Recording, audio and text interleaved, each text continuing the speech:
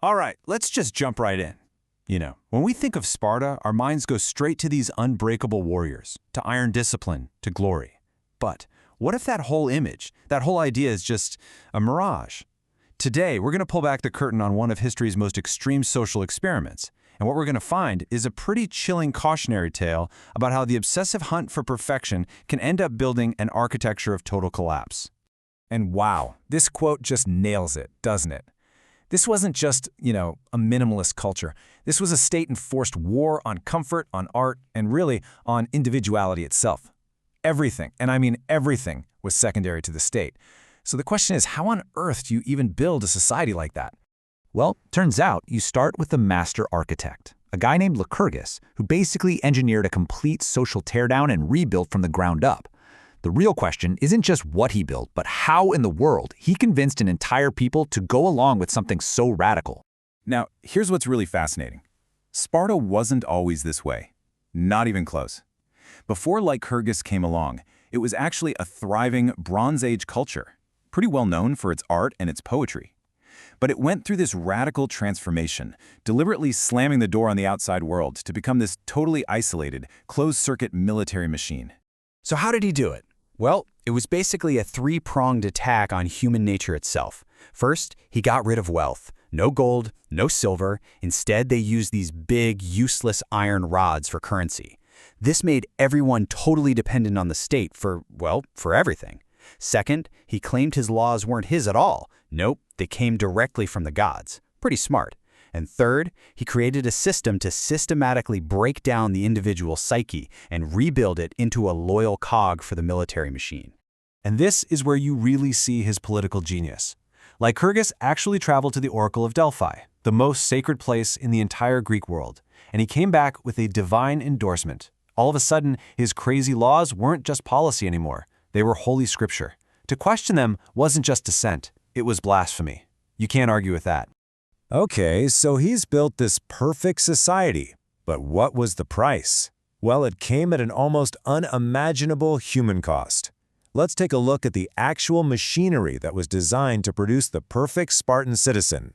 Get this, at just 7 years old, every Spartan boy was taken from his family and thrown into the Agoge. And we shouldn't even call it a school. It was a psychological forge designed to burn away every last scrap of individuality, every sense of self, and replace it with this unwavering, unquestioning loyalty to the state.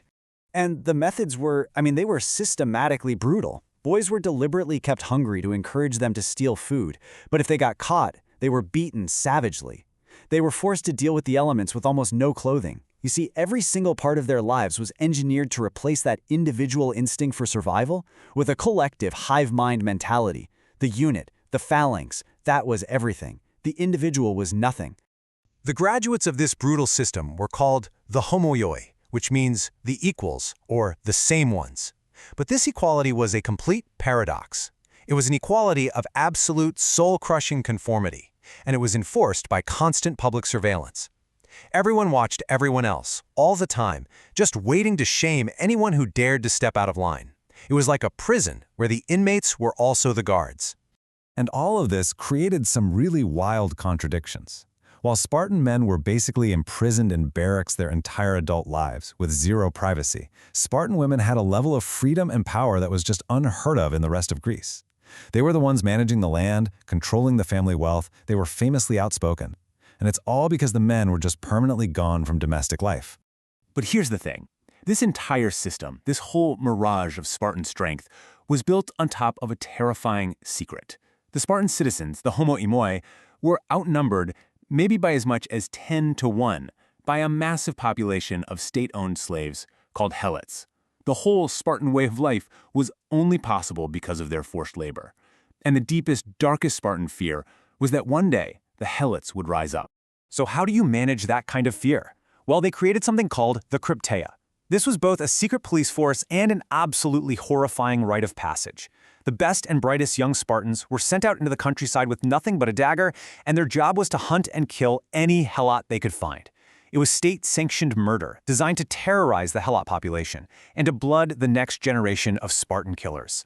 A society built on foundations this brutal, it just can't last. It's almost like the very things designed to make Sparta strong were the exact same things that guaranteed its eventual spectacular collapse. And the rot, it really did start from the inside. Because they were raised without any concept of wealth, Spartans who traveled abroad were notoriously easy to bribe. Back home, that constant nagging fear of a helot revolt meant they could never really commit their full army anywhere else. But the most fatal flaw? It was demographic. Their whole anti-family system meant that Spartans just stopped having enough kids. They were literally breeding themselves into extinction. And when the end came, man, it came fast. The irony is their greatest victory, winning the Peloponnesian War, is what exposed them to all this foreign wealth that completely corrupted them. At the same time, their population numbers were just falling off a cliff. And their enemies, they were innovating. Then, in 371 BCE, at the Battle of Leuctra, the Theban army used a new tactic that just smashed the supposedly invincible Spartan phalanx. Just like that, the mirage of Spartan superiority was shattered forever. So, when you boil it all down, what's the real takeaway here? Sparta didn't fall because it failed. It fell because it succeeded all too well at its goal. It created a perfect, unchanging system in a world that was constantly changing. In its obsession with being static, it became brittle. It engineered itself for perfection, and in doing so, it made itself completely obsolete. So what's the point? Why should we care about this ancient city-state's self-destruction? Well, because this story holds a really powerful warning for us today. Because the Spartan experiment is basically a blueprint for an ideological trap. It shows us exactly what happens when any system, whether it's political or economic or social, prioritizes its own theoretical purity over adaptability, over resilience, and over just basic human nature. The moment the model becomes more important than reality, you start building an architecture that is absolutely destined to collapse. And that really leaves us with one last question to chew on.